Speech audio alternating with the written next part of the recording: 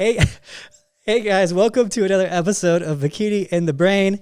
I'm here with the pink bow, Ashley Cotwasser. Hi. I'm loving the pink vibe today. Yes. It's head to toe in pink. It looks very good.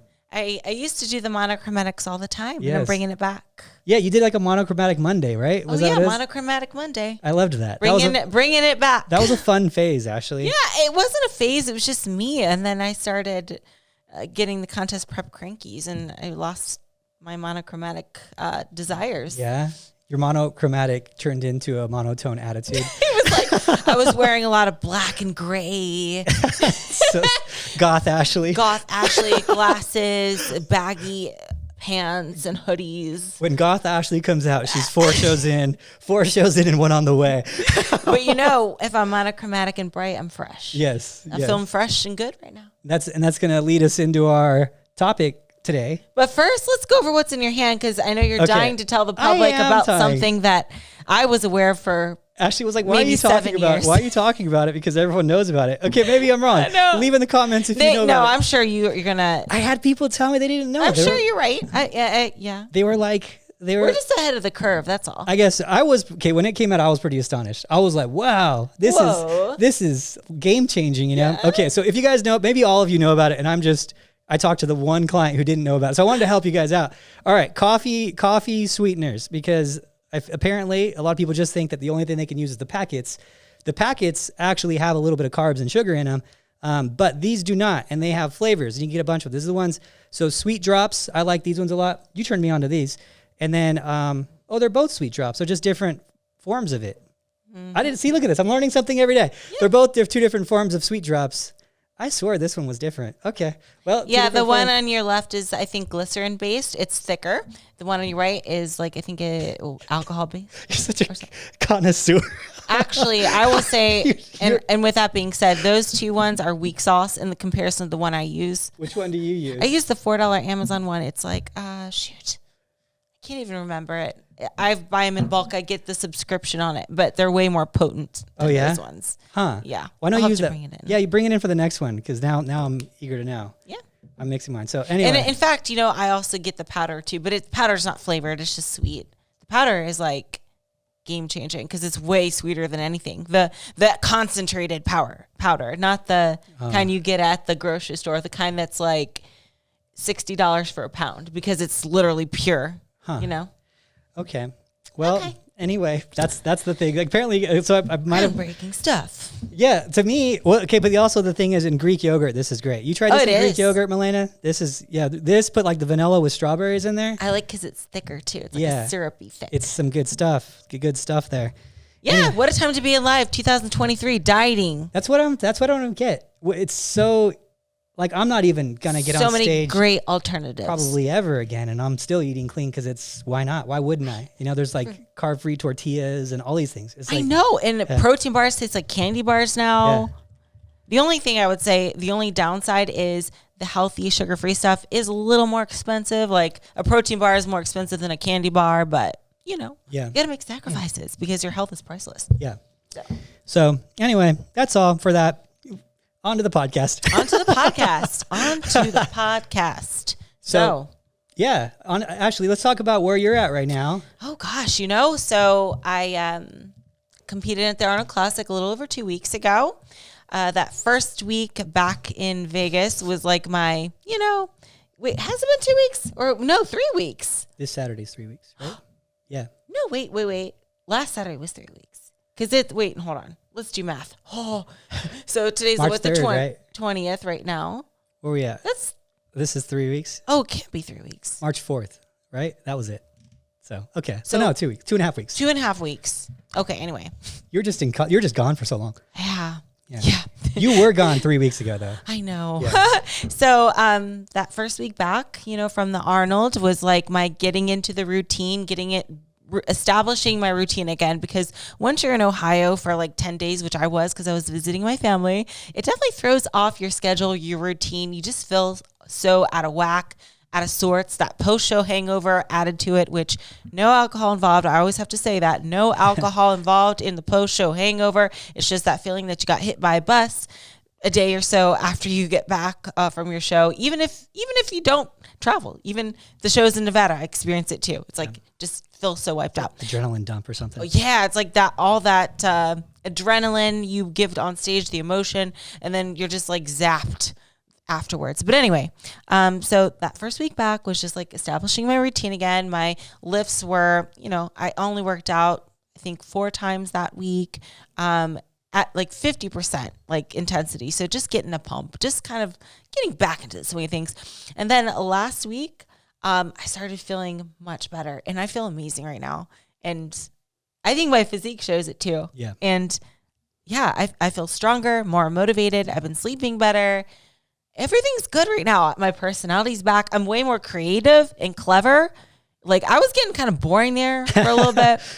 And, I was thinking, I'm wondering like the shift in how I feel now versus like before the shows. I even told you I haven't felt this good in a long time, like before Olympia, which got me thinking, I wonder if one of the reasons why those 2 preps were especially hard is stress and just kind of working up scenarios in my mind. And I think like, with stress, it's connected to your body too. I think I really just unintentionally stressed myself out those last 2 preps because right now I feel amazing.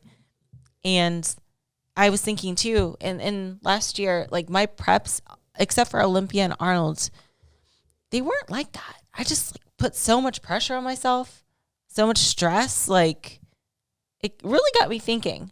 I bet you that's why it's exceptionally hard. Like, and it kind of makes everything harder. Your mindset, your motivation. You're not getting as good lifts because you're not as motivated, and I'm probably that's why I couldn't sleep as well either. I wonder, stressed out. I don't know if I told you that scenario about working with CPAs for somehow, CPA? Basically an accountant that does like book work for taxes and stuff. So I somehow at one point of my career had a bunch of CPAs. I had like 3 or 4. I don't know if they're all in the same office or how it happened. It just happened to have quite a few of them, and it was a really alarming thing to me because it was no big deal. It was just whatever, regular job.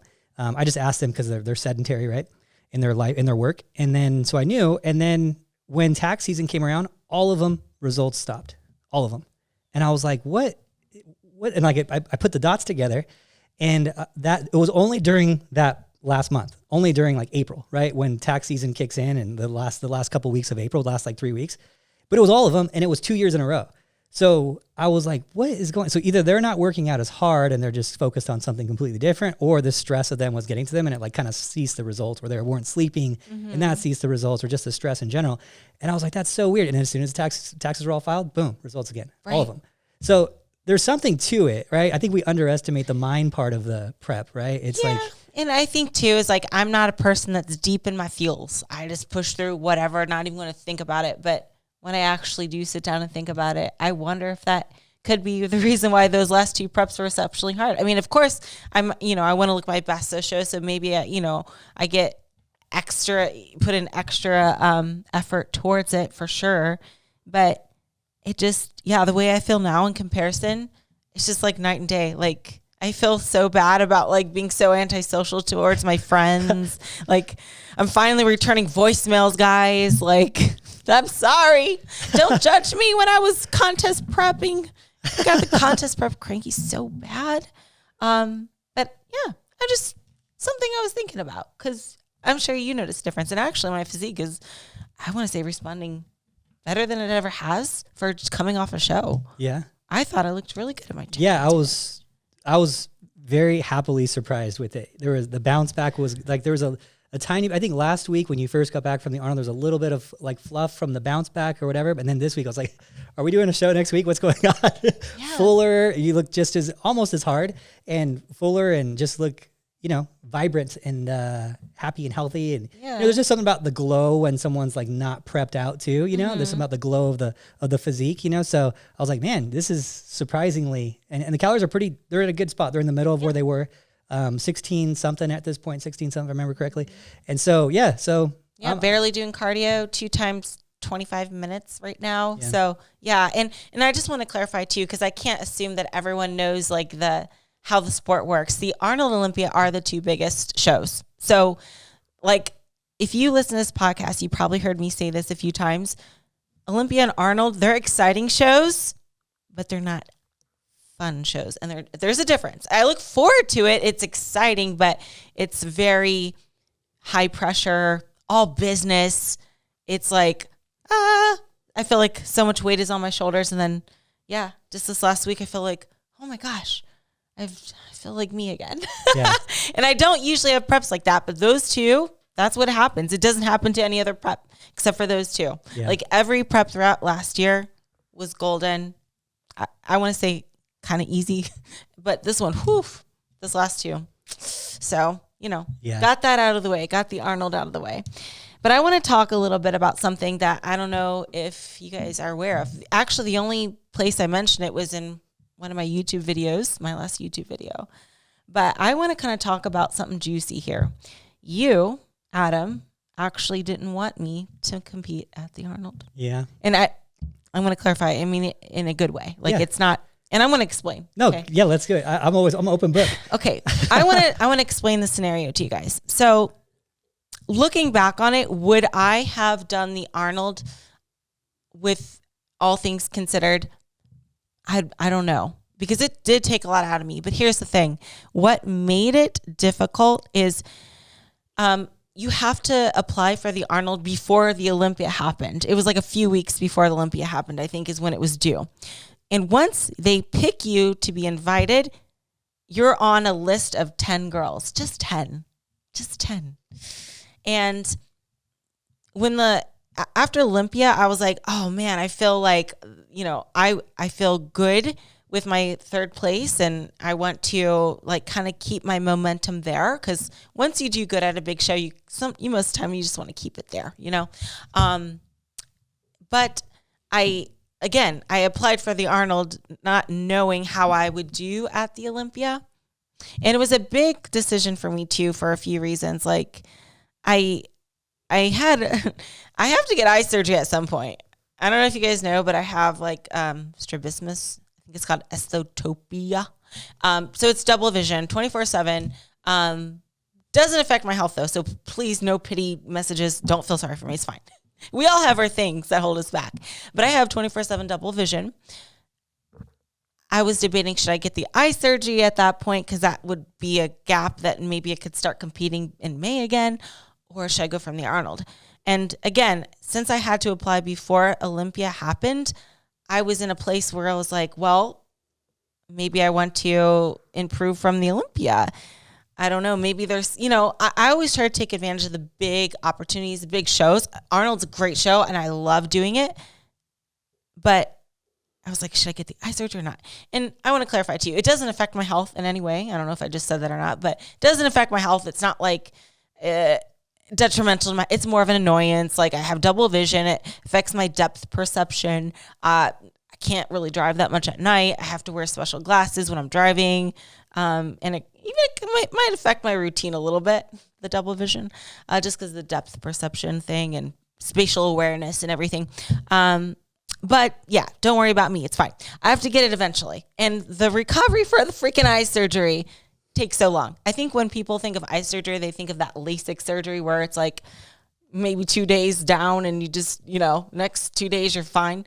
And no, they had to put you under completely. They have to cut the little muscles in your eye and adjust them and suture them. And the thing is about this eye surgery is it takes so freaking long to recover, and I can't work out for a while because those little blood vessels, like you can't raise your heart rate or blood pressure because those little blood vessels in your eyeball will pop.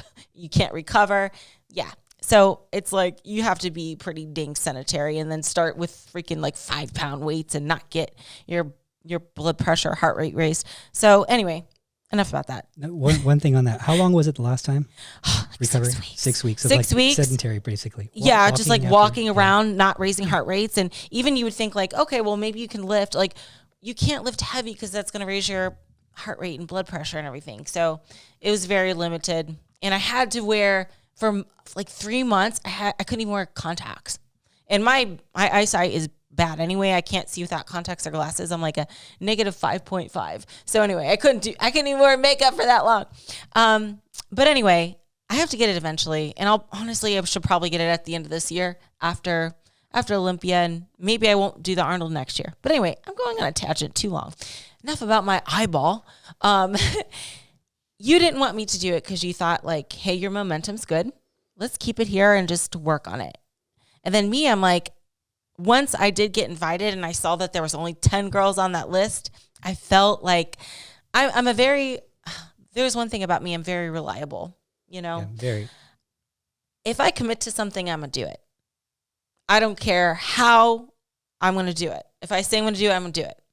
So for me, I don't like to drop out of shows. Like, I think that looks a little unprofessional, especially when the list came out. And so, yeah, if you can see my scenario, I'm in a position where I'm like, okay, well, if I would have known I got third at the Olympia, probably would have just kept it there, got my eye surgery, and then came back in May, hopefully.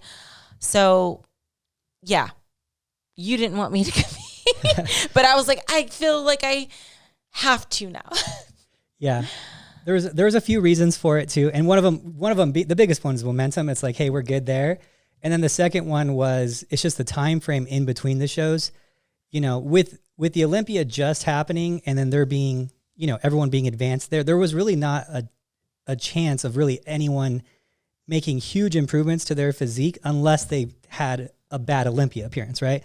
And everyone who had a good Olympia appearance pretty much placed exactly where they did at the Olympia, right? It's like pretty much exactly the same order. And then I got sick too, you know, afterwards. The sick one was really where But again, like, it's not like you can say to the IFBB Pro League, like, hey, I'm dropping out because I got the flu for a week. That's not a valid response. Like a lot of people got sick, but with everything considered, that's what makes it tough. Like it's a tough one because we're back and forth on that one for a couple of weeks, and it was just, I was like, well, let's just do it. And then I already knew what the answer was going to be because you once you say yes, it's yes. So it's kind of like pointless, but I was like, you know, here's my 2 cents. Take it for what it is.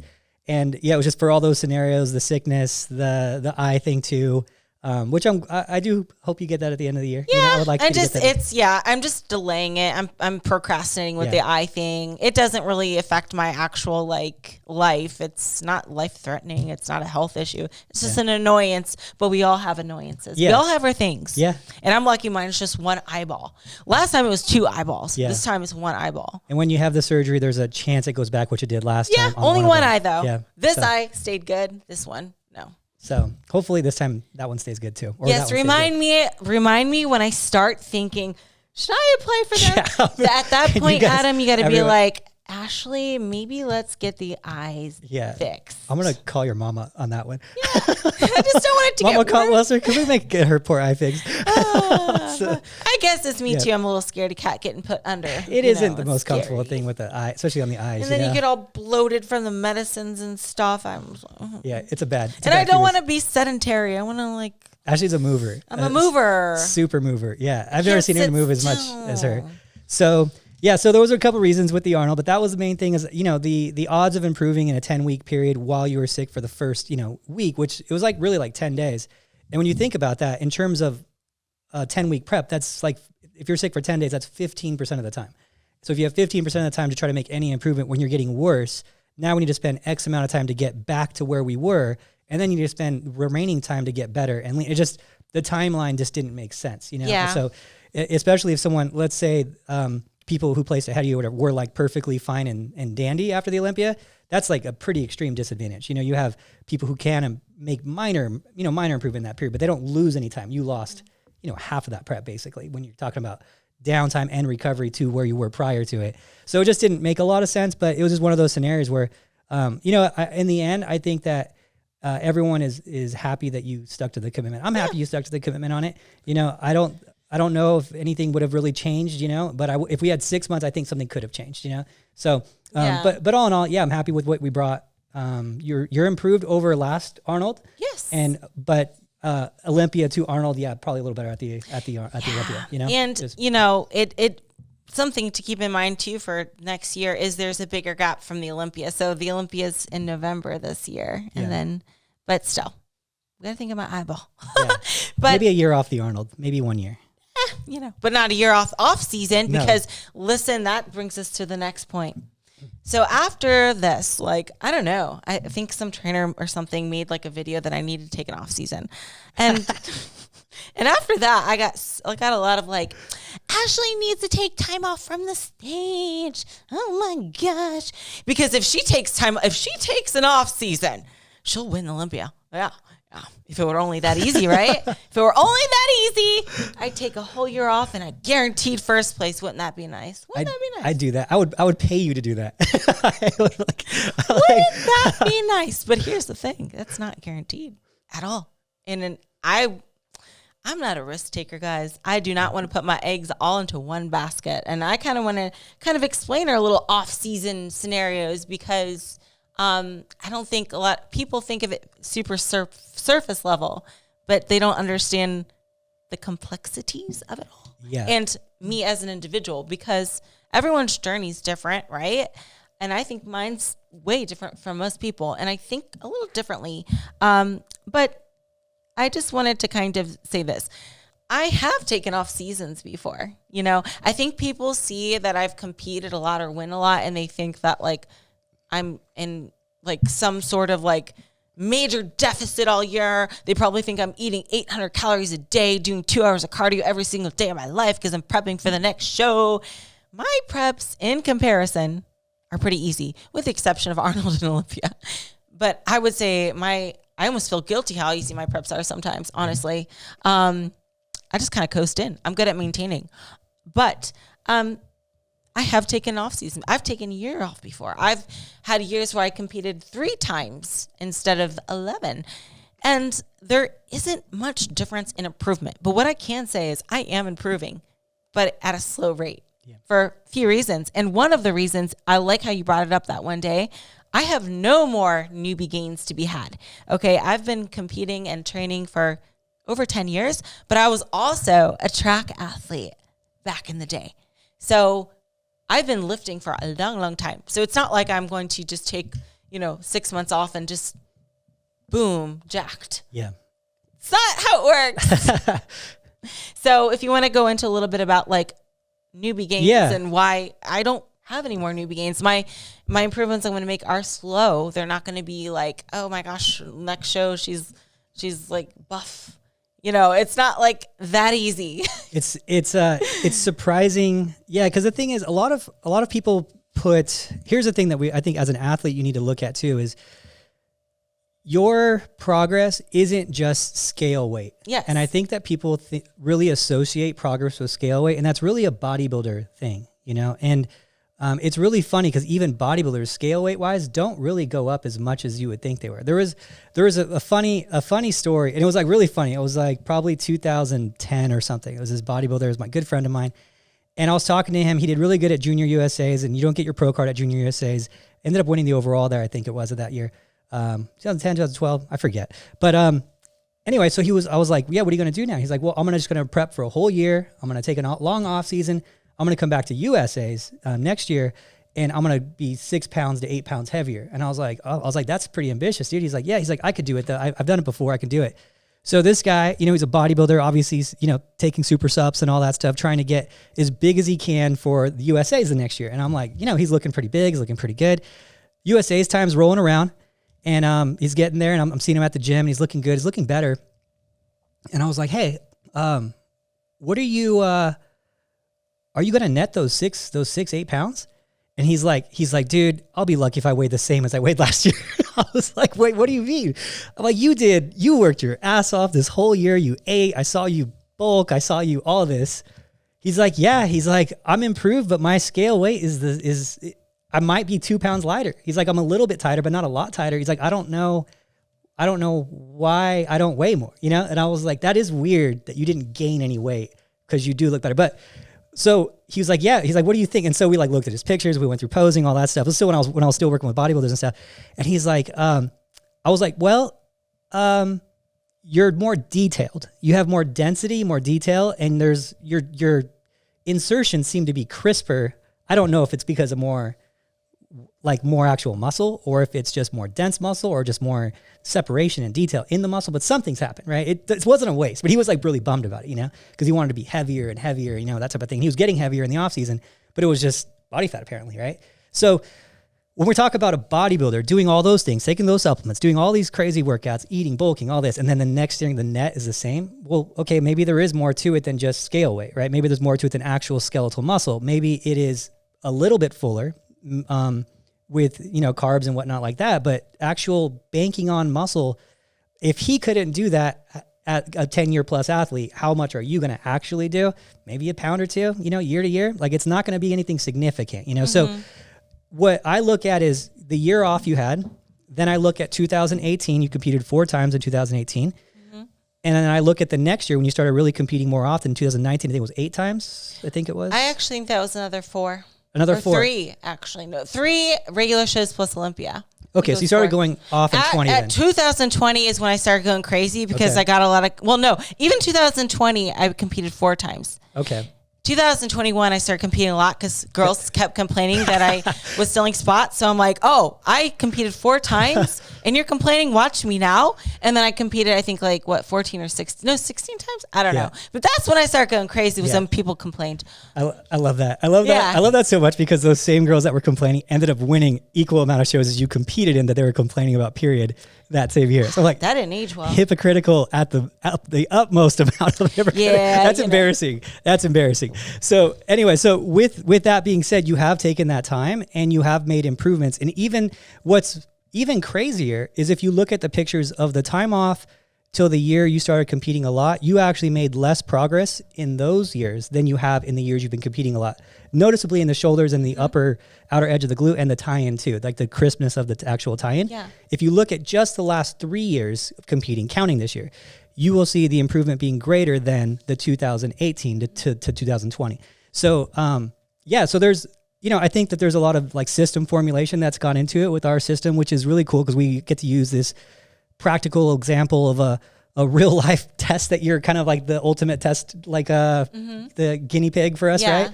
And it's really helped me because I'm doing things that I didn't think I could do prior. And you're doing the things that someone I didn't think humanly could do prior, right? I'd be like, oh, the most we can do is 5 shows, right? And still make improvements, but you're physically doing it. Yeah. We have data, we have scans, we have the doctors will run your health. Everything's perfectly fine. It doesn't, a lot of it doesn't make sense until you do it, And it shouldn't, it's one of those things that shouldn't work, but it does. Yeah. And and I understand the argument because I would argue against it. If I wasn't me, I would argue against it, So I understand where people come from when they're like, you should just do this. You should just do this because by the book, you really should.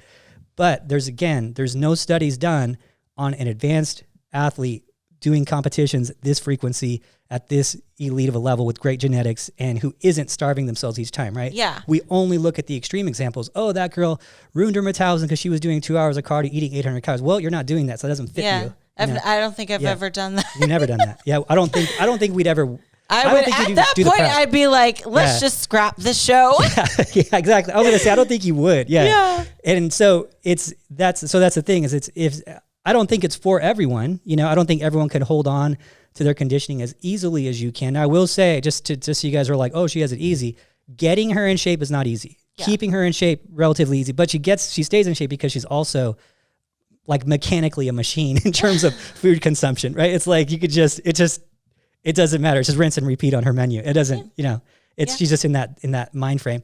So you have made a lot of improvements and I've been noticing them and I've been looking at them closely and, usually I would really disagree with you competing as much, but with you, it just seems to work and you make these minor improvements. And I don't think, let's say you competing often does hinder you making results. There has to be some hindrance, right? We can't be completely oblivious to that. I think most of the hindrance is when I have to travel and I miss a week of training because it's not the same. Peak week training isn't the same as regular training. And when you take travel and the whole recovery after you get back, for example, when I got back from Arnold, workouts were not the same then. And you have a deload. So if you take, let's say, a cumulative time over the course of a year in 12 shows, 12 peak weeks, let's just say 12.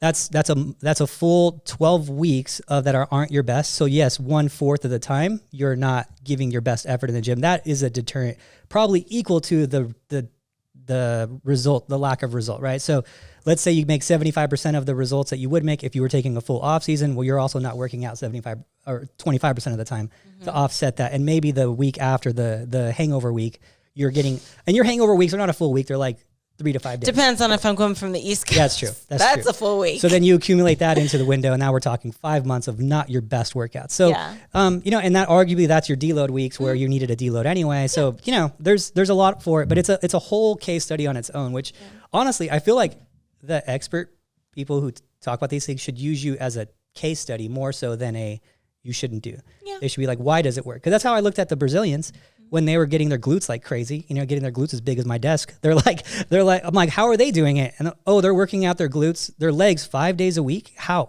are they doing that? Yeah.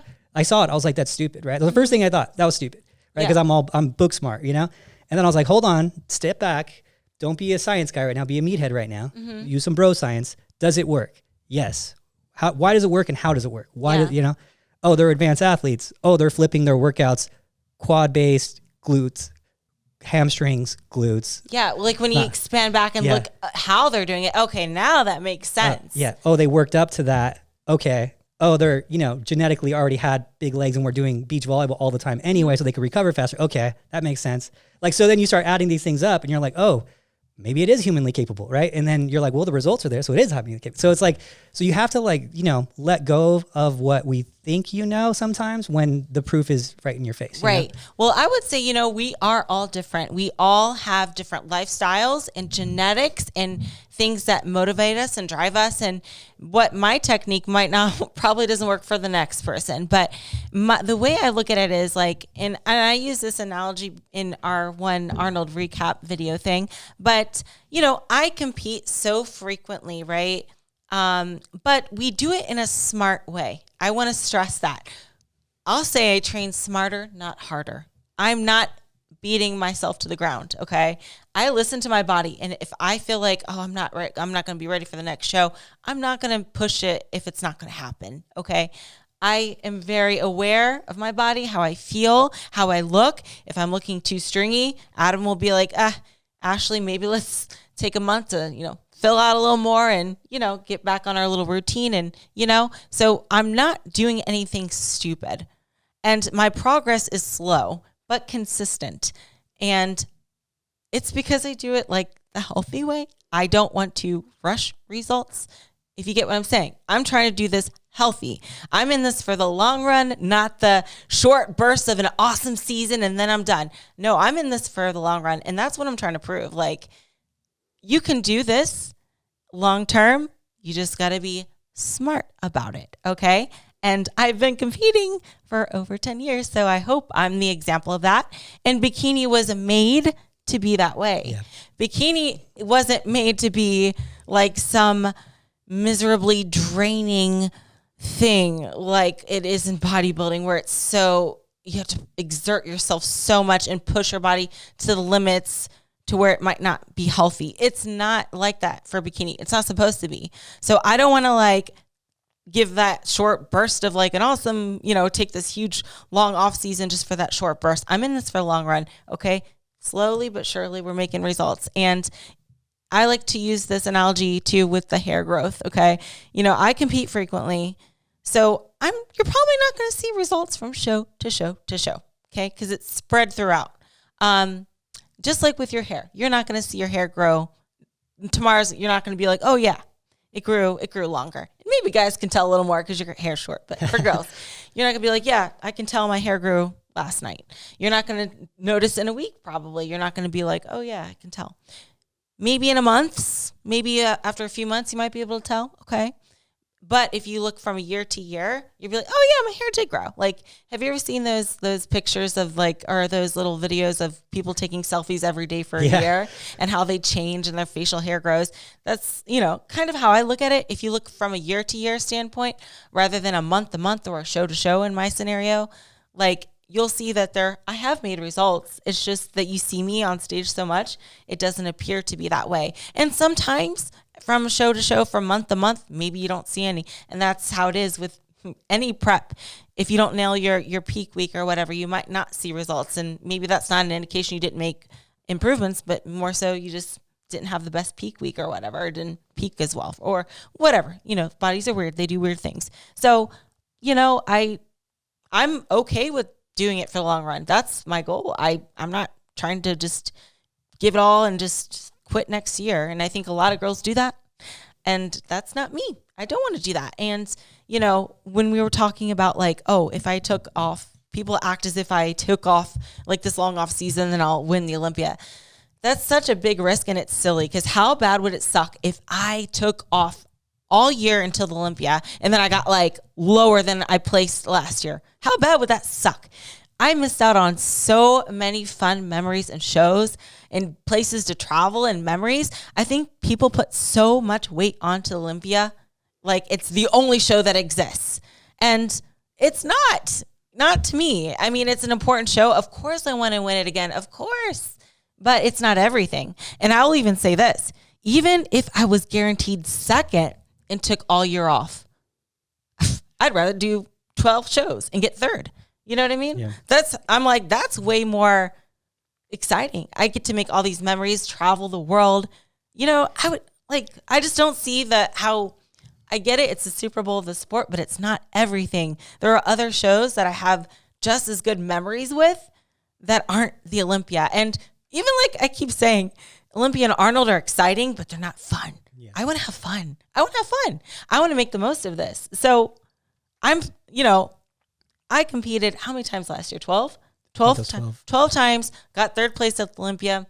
That's great. It's a great year. That's a great year. Yeah. Maybe let's try to move up for next year, but I'm still going to compete. Like, I'm not going to put my eggs all into one basket because it's not guaranteed. I think that's silly. I think that's really silly. Yeah. You know? And you see it happen all the time at the Olympia. Some girl will get top 5, and then the next year she gets 10th and back in the top 5. She takes a year off thinking that she needs to make the improvements, and maybe she does improve, but not in the right ways. And, you know, there's more to improvements than just muscular wise too. Posing, hair, makeup, tan, presentation, conditioning. Yeah. There's a lot more. And, you know, with the division, I don't want to say it changes, but it evolves, you know? So different years are looking for different things. And like, for example, back when I was winning Olympia, no judge ever told me my shoulders were too small, but they were way too small back then for sure. But it's just something I could get away with, you know? But now it's evolved. It's more competitive. Things change. They look for different bodies. It's always changing. So in order to keep up with the look, I think it is smart to test yourself throughout the year. Test it. Yeah. Say like, oh yeah, the girls now they're much fuller now, or oh, I see that they're posing this way now, or I think it's good to be aware of what's going on in the sport, and the best way to do so is by competing. You know, you don't want to get caught off guard with that. Yes, we got caught off guard at the Arnold. It's happened to me a few times where it's like these little things pop up, and I'm like, when did this start? We didn't get the memo. Yeah, I remember I was at. I didn't have a men's physique guy there. I have a couple men's physique pros, but I didn't have a men's physique guy there. But it was I think it was a Vancouver pro when I first saw it, and you were there. You were competing, and there was a Vancouver men's physique, and all of a sudden, obviously, Andre started the double hand on hip. Right thing. And I knew he was doing it, but that's a him thing, right? He can open up all the way and he still looks good. He can keep his V taper. A lot of guys can't keep their full V taper with the hand on hip, double hand on hip. And I went to the Vancouver and I was like, every guy there had his double hand on hip, and I was like, wait a minute. Now every guy has, like, we have to switch your pose because literally everyone's doing it, So luckily now it's not 100% that anymore, but that year was like everyone, it was so smart too. Like, it really, Andre kind of screwed everyone because so many guys don't look good like this because their shoulders come in and they can't open up. So like, if he could, that was like the best thing that could have happened was everyone started doing what he could do 100%. They could only do 90. Everyone started doing it. That was like the best thing. But yeah, it caught me off guard. I was like, when did this change, And that happens with bikini posing all the time, Yeah. It just, that when that transition went from like the drop back pose to this full side pose, it was pretty quick. You could just be off stage for 5 months and then come back to that. You're the only one posing that way, Yeah. So yeah, so those things you do got to keep up with it. So. Yeah, and even the physiques too, because even if you look online at the photos, or even if you're sitting in the audience, seeing like the other bikini girls that are winning and stuff, you don't know how you look against them until you stand next to them, because you know what? The photos can be deceiving, and you can't it's not like you can Photoshop your body next to theirs on stage. It's different lighting, so bodies are changing. You got to keep up with it. And I don't know, I just have a different mindset than people. I think a lot of people make it seem a lot easier than it is when it comes to improvements and putting on muscle. They think like, oh yeah, actually just take some time off and build muscle, but just train shoulders and yeah, you'll be good.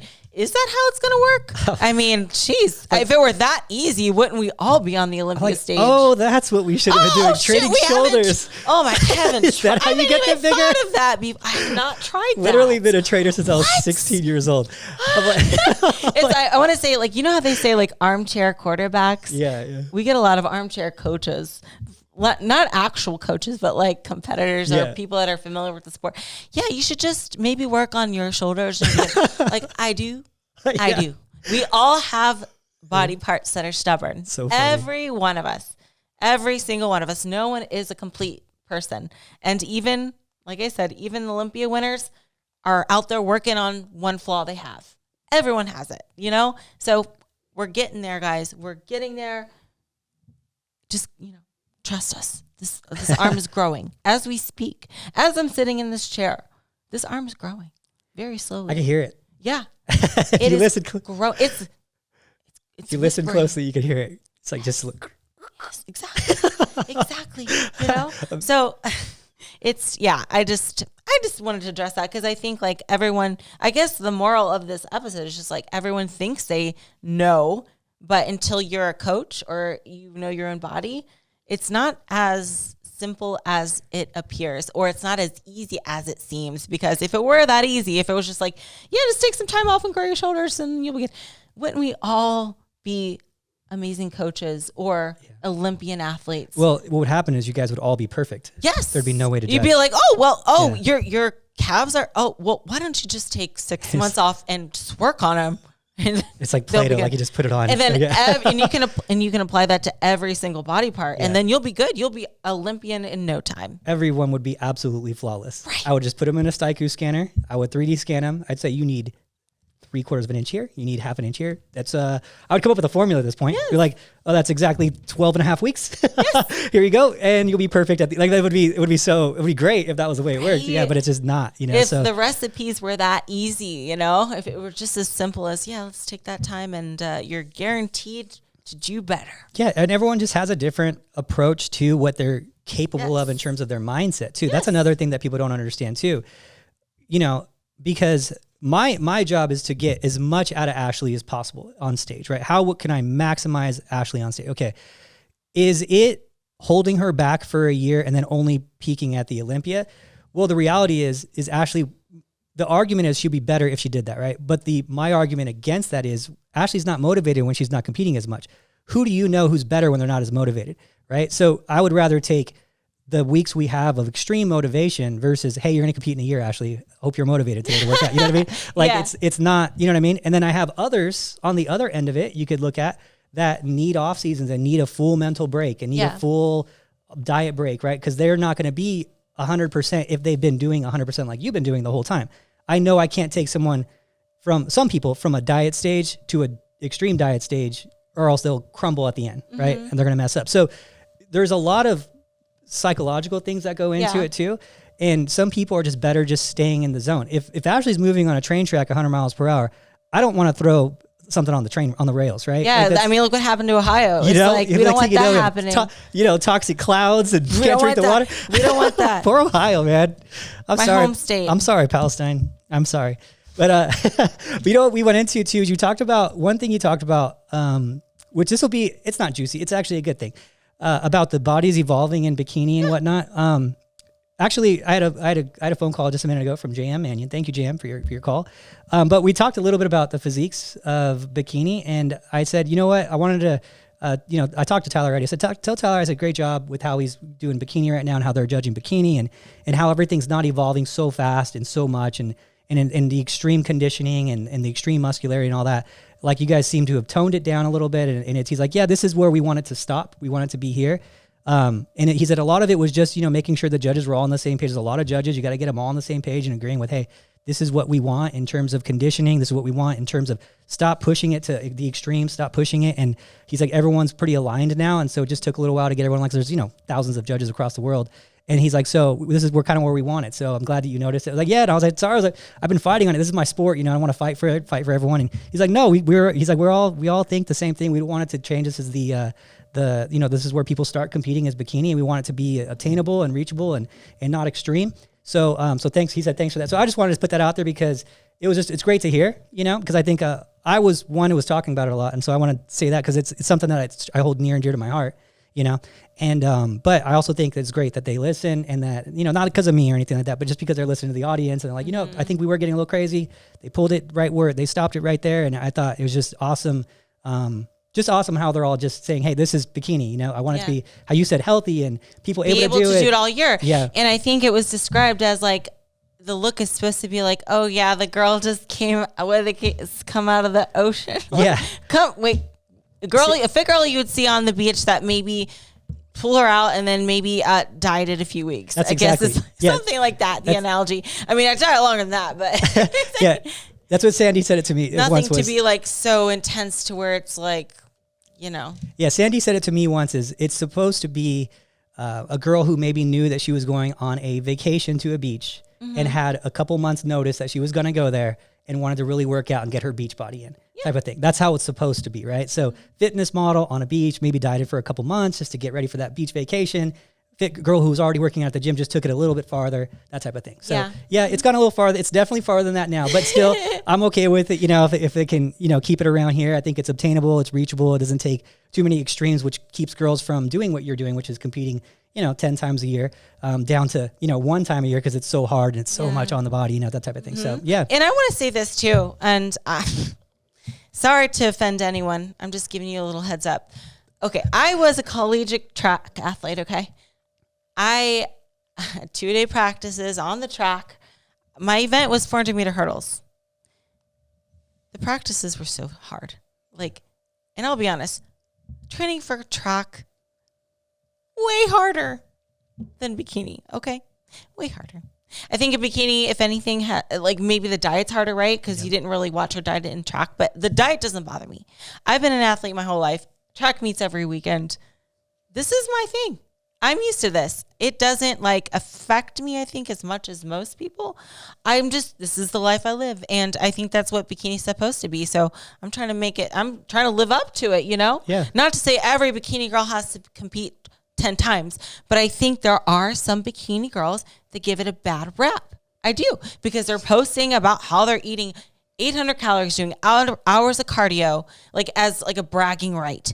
It's not supposed to be that way. And the only reason why it is that way is your off season was crap. Yeah. That's the only reason why. Because you had a crap off season and you gained 30 pounds or whatever. Shouldn't happen. That should never happen. Okay? Don't let anybody tell you it should. It shouldn't happen. Yeah. That's not healthy. And I think people get it so twisted as if that's the healthy thing, to take all this time off, gain a bunch of weight, and then diet on minimal calories, rather than me. I'm kind of at maintenance calories for the most part. Sometimes it'll be higher after shows, or if I'm trying to fill out, sometimes it'll be lower if I'm trying to get leaner, but nothing for an extended period of time, and not hours and hours of cardio or anything like that. It's not, so don't let anybody try to convince you that's healthy or the way to do it. Yeah. It's not. But they make it sound like that's healthier than how we're doing it. Yeah, I don't get it. That's the badge of honor. The badge of honor? Yeah, the badge of honor for, I was so hardcore, badge of honor. And I'm like, no, you don't get credit for being hardcore if you weren't hardcore at all in your off season.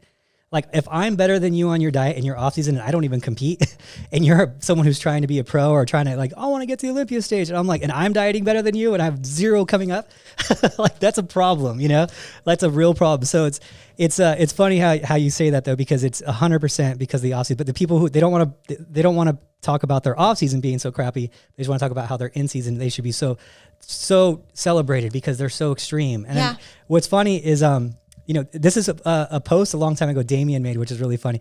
He was he said the same thing. He's like, what are you bragging about doing 2 hours of cardio for and eating less than 1,000 calories? What are you doing in your off season where you would have to eat 1,000 calories and do 2 hours of cardio? And you call yourself a pro athlete, And And it was like, yeah, dude, he's not a big social media guy, but it was like, when he talks, he's super real. And I was like, yeah, I'm totally in agreement with it. That was like 100% right, and those are the same people, like, because they have zero control of their diet in the off season, right? But they have absolute control when they're in season. They can stick to it for 16 weeks, but then they go off and then they go so far, they don't want to get back on stage because of the extreme it is. And then they just say, oh, prepping ruined my metabolism, ruined my body. And I'm like, no, you were never good at maintaining your body, but you now blame prep because you need a scapegoat because you got in shape once and now you think that ruined your body. Like you're probably 100% fine now at this point. Yeah, you probably extreme dieting will lower your testosterone, lower your T3, T4, right? It'll lower some things, but that's usually correctable when you start introducing calories again and like, reducing cardio and whatnot. So no, nothing's probably ruined. You just never were good in the off season and you're now still not good. And now you're so far away from your prep body, that you don't even want to think about what it's going to take to get back there. So let's just blame prep ruining your body, right? So that's the sad reality. And then people celebrate it because the other girls who did the same thing, who are no longer prepping, want to have someone to cheer on that's doing what they did, and they're in the same shoes that they are. And you get this huge echo chamber of people who competed, and now someone sees it from the outside. Like let's say you weren't a pro, you're just amateur competing. You're like, I bet maybe I shouldn't be competing because it's ruined all these girls. But I'm like, no. They never had control of their body. They never fixed that problem. They didn't grow up playing sports like we did. I wrestled and I had to make weight class when you don't want to know what I wrestled at. It was this crazy weight. I'm like almost 100 pounds less than what I weigh now. When I wrestled at 19s and I only weigh, and now we're trying to get me to 12. They're like, if you're 12s, you could be California state champion if you get to 12s. So I started off the season like 138, 139. 19s as a wrestling, I had to maintain close to 125 to make weight. And if I was trying to make 12s so I could actually be competitive, but it was like food was not an option. I was like, I don't care. Like, I don't care. As long as I can still move, I'll eat whatever. And like, once you so that gets ingrained in me. And I think at a young age that got ingrained in me. And now prep dieting's like, oh, I gotta eat 1,600 calories, 1,500 calories. I'm full. Like, you know what I mean? Like it's kind of the same for you because yours is kind of weight based too. Cause you're running, you have to be light. So yours is kind of like, oh, I gotta eat 1,600 calories is a lot of food. So you take someone who's never done anything like that, any weight based sports or anything like that, and you put them in this scenario as their first sport, this is so extreme to them, it doesn't make sense. But I'm like, you got to eat a lot of calories considering. So that's why I'm still not so good at the understanding that the hardness to some people, because to me, I'm like, it's a lot of food. Like you should play other sports, like try it, like hockey's 3 hours, like, practices. Football, be one of the linebackers. It's like these real sports it's a lot of time and it's not easy on your body. No sport's easy on your body.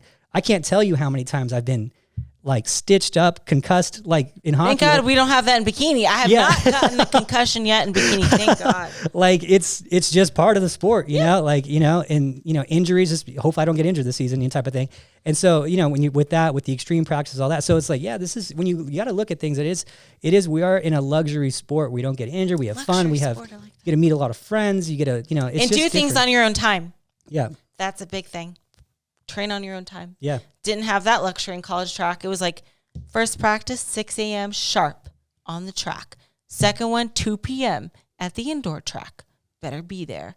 Yeah. And you're doing exactly how I'm telling you. Ours is the same. Before school wrestling, after school wrestling, then gym. Yeah. Gym time so after. How nice it is we get to control that. PE in the middle of the day too. They had to, but back then they had weightlifting class in the middle of the day. So I was working out 4 times a day. Yeah. So it's nice that we get to I can do cardio at 6 a.m. today, or I can wait till 8, or I can do it at Planet Fitness. I can do it here at this gym. Isn't it nice? We got options. But yes, exactly what you said. I think like that extreme prep mindset, people associate that and think that's what I do too. And it's not. And it's not supposed to be, Again, slow and steady. We're doing this the healthy way. We're not running me into the ground. And I will, there's 2 shows that like you can't really back out of, the Olympia and the Arnold. But if there were any show, I just wouldn't put my contract in for it if I'm not feeling it. Yeah. It might be a thought like, oh, I want to do this one show in July. But I wait till like the last week to submit my contract. And if I'm not feeling it, yeah, and I'm glad you mentioned that too, because I think a lot of times people are like, oh, she's because I will get that. They're like, oh, she's just gonna snipe a show because there's not any like names or whatever, big names or whatever. That's not at all what's happening. It's just she does so many that we don't know sometimes. Like, I might do this show. There's like a couple I might do shows already on the list, and it's like we don't care. you know, obviously she doesn't care. She wouldn't, you know, go against tough competition. She does it all the time, wins big shows all the time. Yeah. And never backs away from big shows. Oh, yeah. By the way, if I were to back out of the Arnold, you know what they would say? Oh, 100%. She only does the small shows. She avoids the big ones. Forget about Pittsburgh, New York, Arnold Classic UK, Arnold Classic. She only does the small shows. Yeah. I don't discriminate against shows. I will do them all. And there is no such thing as a small show, really. I mean, they're all competitive, and you don't know who's competing till you show up that day. Literally, I have no idea who I'm competing against till I show up that day. Oh, this person. And I'm not there researching every single person and who they are and what show they won previously. I don't care. No offense. I don't care. Yeah. So, I'm worried about me. So a lot of times we'll start our peak weeks, you know, starting on a Tuesday because we're not sure till basically that Monday. And even sometimes Tuesday, we're like, well, let's see what you look like Wednesday. Like I think Wednesday's been the latest we've said for sure, even though we're like 90% type of thing. So it's just a matter of, you know, how our body's working, how it's responding. And that's with, you know, because she is doing a lot of shows, it's just, you know, I think I might do this one. And as it gets closer, like, and a lot of them is because of a memory is attached to them, or I had a great time, or it's a cool location. Like there's one, and I don't want to spoil it too early, that I'm like, I don't care who's doing this one. It's at a cool location and I've never been there before. I want to experience this. And then some like the Mile High, maybe not the biggest show. Maybe it is. We'll see that show day, but it's because that was my comeback show in 2018. And I've been competing there since. We spent so much time there. And then some of them is like, oh, this one has a cool trophy, like the Sasquatch. I saw that and I'm like, I got to do this one.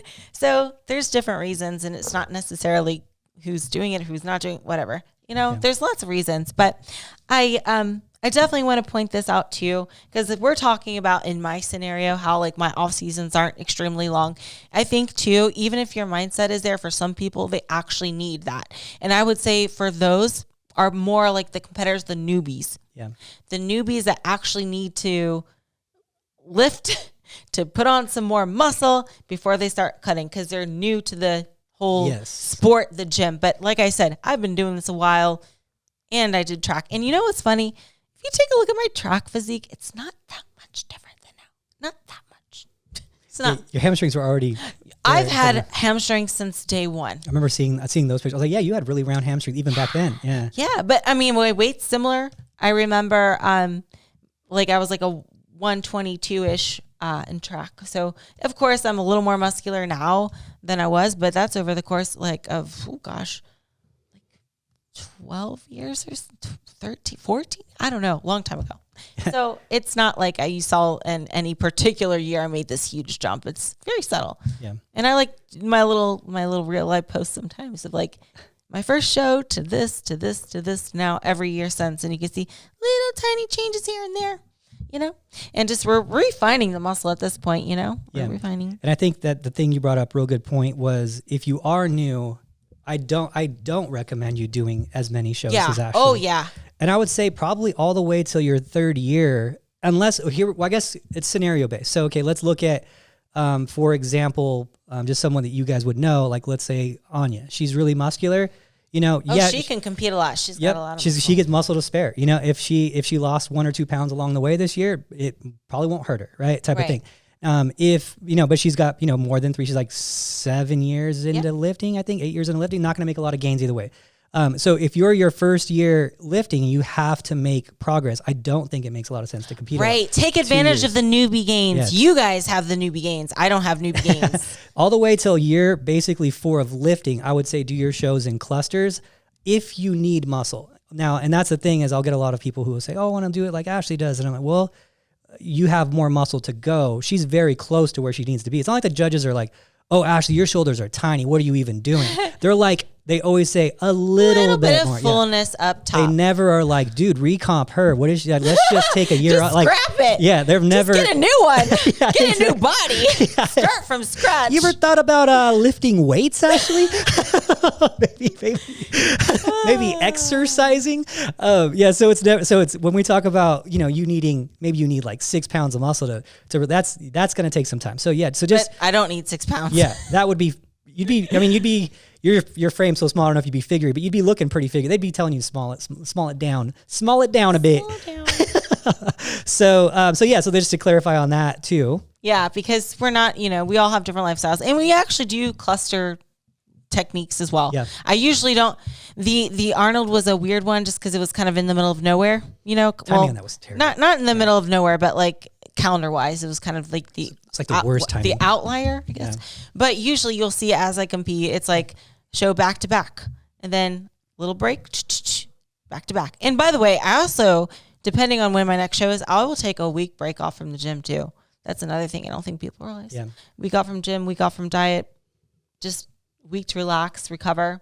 And I think that's helpful because some girls be crazy and they will jump right back into like cardio the next day, even though their show isn't for another 3 months. I'm like, if my show isn't for another 3 months, I'm taking the entire week off from the gym. You know what the craziest one I've seen was Courtney at the Arnold. Yes, she hours after she was motivated with her tan on and everything. She went to the gym. She went to the gym in the rain, like it was raining, so she had her top layer tan, so she had like runny legs in the gym, like just won her pro card, literally off stage, ate gym. I was like, okay, that's intense. No, she knows she's got a mission, right? Is do as good as she could at the Arnold. That's pretty motivating. But yeah, that's the craziest I've seen. But I thought it was pretty cool, pretty admirable. Yeah, that is. That's not me. No. Okay, I'd be if she got the whole year, I'd be taking the whole week, maybe even 2 weeks off. Yeah, from the it was gym. a hard prep. You know, but I think what's funny is that, we talked about a long time, like day capturing, like, when someone's not putting in their best effort, that's your chance to catch them, right? Mm-hmm. There's no catching her. Like if she's going to get ahead of you, you're not going to catch. She literally was on stage, probably the first wellness girl in the gym. Like, what are you going to do? With the tan on. I don't know, girl. I don't know if she does that. I would at least rinsed off, but that's what I look forward to the most after show is the shower. It's not the food. It is not the food. It's getting this makeup and tan off because it's stinky, sticky, uncomfortable, and just itchy. And I just feel like my pores are suffocating, especially with the makeup. That makeup on show day, it's like a layer of plastic or something. My pores need to breathe. But yeah, it feels so much better afterwards. But let's give a little shout out to our new little figurines. Okay. So this is cool. Okay, so we have now. So I don't know if you guys know. I don't know if you know, but there's this thing called Animaniacs, and they have this skit called Pinky and the Brain. That's where the name Bikini and the Brain comes from. And Kimber got me one of these things. They're called Pop something. But she got me Mike Tyson because I love Mike Tyson.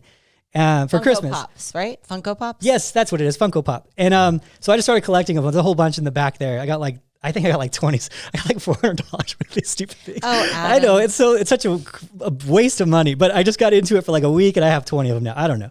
But I couldn't get the Pinky one. I couldn't justify because it was like real expensive to find them and it was super rare. But we had someone send it in to complete our Pinky and Brain. So if you guys are wondering what the Bikini and the Brain thing is Pinky and the Brain. And these cute little cartoons. And this Pinky would be like, what are we going to do today, Brain? And Brain would be like, same thing we do always day, Pinky. Try to take over the world. Yes, that's so sweet. So thank you so much. That's very thoughtful. And we sometimes get little shipments here from people from the Contest Prep Center and nice little cards to you, like Soroya, thank you. But we get little goodies every once in a while, and we appreciate it so much. It's so thoughtful. I can't believe people actually listen to us. What the heck? We got the cockroach one. We got the Pinky. We're set, Jeez. It's kind of cool. Big time. It's kind of cool, You made it when Pinky's getting sent to you. Yeah. I love it. I love it so much. So thank you for that, Super cool. So yeah, just to wrap everything up in a pretty little package with a bow on top, everyone's off-season approach is different. We're not all the same. On paper, it sounds like something would make sense, but maybe it doesn't apply to that individual. So, listen to your body, listen to what you want, know what your goals are long-term. Don't be in it for the short run. Yeah. Don't think short run, think long-term. If you want to do long-term, I know I do, because I'm just getting started over here. I don't know if you guys heard. I don't know have you heard? I heard. I'm just getting started. I don't know. People think like, I've been in it for a while. Like, when's she going to stop? I don't know. I'm just getting started. I'm a rookie. I consider myself a rookie in this game still. So, I love when I don't get them anymore, but I used to get a lot of, she's just going to burn herself out. She's going to burn herself out. And I was like, wait, hold on. I was like, I've been waiting like 40 shows. I don't know when that's going to kick in, but I just can't wait to hear people complain I compete too much again so I can compete 5 times as much. I can't wait for that to happen. There was so much slack. Give me that motivation. I love that. If anyone is intelligent and can read the room, they will know to never just say that to their friends only, not in a public forum, because man, everyone jumped on that. Greg, Kenny, Nick. Yeah, like, that's not a good look. It was bad. And then and then it also translated to she only does the small shows. She cherry picks the shows and doesn't do big ones. And I'm like, I can't do literally every single bigger show. Like, let's ignore the Pittsburgh. Impossible. Yeah, Pittsburgh, she didn't do that. Arnold Classic UK, Arnold Classic New York Pro. Let's just forget about that and just think, the one local show. Come on. Yeah, I get that. But now it's become she needs to take an off season, as if they know, because they're apparently better than you as a coach, right? They have the answers. What I've learned is this is good for everyone to take in. Now, as you start climbing the ranks and start becoming more I guess, followed on social media, more kind of publicly known, just know the amount of people that are going to love you is going to grow quite a bit. You know, I might have, let's say 1,000 people like me out there, right? Well, that out of that, or the 1,000 people know who I am. Out of those 1,000, there's going to be 10 of them that just despise me, my whole, how I do it. Maybe there's something sensitive about the way I do their off seasons, because they're one of the girls who has bad off seasons, and I'm tough on girls for that. There's could be reasons for it, right? So, but those 10 are going to be the loudest, right? The 990, they'll like your stuff. They'll say, hey, good job, whatever, right? They're in your corner, but the 10 will be the loudest. Oh, yeah. They're the ones. And it's just the same thing as like when someone's doing reviews on restaurants. And you could think about yourself. Oh, yeah, the Yelp reviews. Yeah, how many times do you give a positive Yelp review? Unless someone is like exceptional service or something, you really don't go out of your way to do it. If it's good, you're like, oh, it's supposed to be good, right? You have that kind of attitude that everyone does when they walk into a restaurant. I have it too. I'm guilty of it. But when someone's bad, you're like, you want to do it, right? Like you want to get on there and Yelp. It's the same thing. People are going to, just gravitate towards being louder when they're more upset than they are when they are, status quo and happy with things. And it's just the way it is. So what I always say is, as you start climbing the ranks, just get tougher, get ready to deal with these things as you become more public, know that people are going to talk about you. And the real issue is, and I've come to the conclusion of this, the real issue is when people aren't talking about you. Oh, yeah. That's when the real problem kicks in. Yeah. Because then you're irrelevant, and that sucks. I'd rather people hate me than not talk about me. Listen, guys, I use it as motivation, you know? I hate the word haters or whatever. Like, there's difference between critiquing and haters, but like, you tell me not to do something or I should do something, and I'm going to do the opposite just to piss you off. Tell me not to compete so much. Oh, yeah, I'm going to compete even more. If you tell me, like, stop doing local shows, I'll do them all. Don't tempt me now. Petition for more local shows. Don't tempt me. So, you can't listen to people. And I think with this episode too, I think another important talking point is you're going to also get a lot of, criticism. I don't know. A lot of people from the outside trying to guide you what they think they know. Yeah. You're going to get a lot of unwarranted advice, and you might be, especially if you're new, you might be tempted to listen to that. Like if you ever have girls be like, yeah, I talked to this one bodybuilder at the gym and he said my calories right now are just way too high for me being like 2 weeks out from a show. And it's like, does this fellow know your body and your physique? Has he been working with you? Or whatever the case may be. You know what I mean? Because I know that a lot of times people tend to, they'll hear something online or even hear about those miserable preps everyone has. Not everyone. They might hear online a miserable prep someone had and think that should apply to how you should prep. Yeah. Everyone's different. No one knows your body like you and your coach the coach that's been working with you for a while, not some Helen on Instagram who's competed at one local show and got fourth in Masters 45 plus. I think she doesn't know more than your coach. So don't fall victim of that. Yeah. I think that's really important too, because it's a natural thing that you want to talk with your friends about your diet and other people at the gym. And the issue is always going to be, it's very specific to you. Mm-hmm. And people always think about it, how your diet should be more like theirs type of thing, right? Or somebody they heard of. Yeah, exactly. I could go back to that one podcast episode I talked about, and this is a very well-known podcast I'm probably going to talk about it one day, like, and actually say who they are.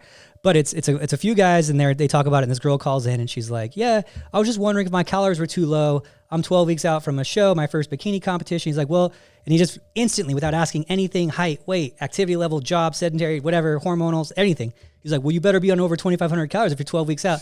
And I'm like, okay, just tell me you've never prepped anyone in your life without telling me you've never prepped anyone in your life. Yeah. Because I will beat you at every show you ever try to prep someone if that's your mindset that you have to have someone at 2,500 calories at 12 weeks out knowing nothing about them, right? And it looked like a pretty petite girl, right? So that's the problem is that you're going to run into at these shows is that, or at the gyms and stuff when you're asking people about their diet is if I saw my diet and someone came to me and said, "Hey, this is the diet my coach gave me," and it's me as the coach that wrote the diet, I could pick my diet apart. Yeah. I could easily be like, "Oh yeah, it's a little low cal. It's a little bit low calorie for where you're at in terms of where your body fat is." Like you can just make arguments up that are just blanket statements. And like I told someone this the other day because someone was telling me that it was someone out in my posing class was actually with a different coach, and I was like having the coach's back, and they were like, "Well, do you think this is too extreme?" Then I know because my friend said, and I was like, "Look, ignore them if it's working for you, and it's not like It wasn't like extreme, like 800 calorie or anything like that. Because then I would be like, yeah, you probably shouldn't do that. But it was just normal, it was like a normal diet. But yeah, she was a little bit low for where she was out. But I was like, yeah, that might be what it takes for you. How are you responding? What have you done in the past? What's your diet been like? What's your job like? Are you super sedentary? How are you responding to your check-in? So I'm like, yeah, it might not be that bad. It sounds pretty close to aligned where, maybe it could be a little bit higher in calories. I don't know. But and I told her the same thing. Like everyone's going to have something to say about your diet. And it's never going to be like, I've never once seen someone, unless they were like super, fanny of me or you, right? Of the show or the Bikini Brain Show. It was really like, "Oh, that's a perfect diet. I can't believe it." Like it never will happen. Like frame it. It's a perfect diet. Perfect diet.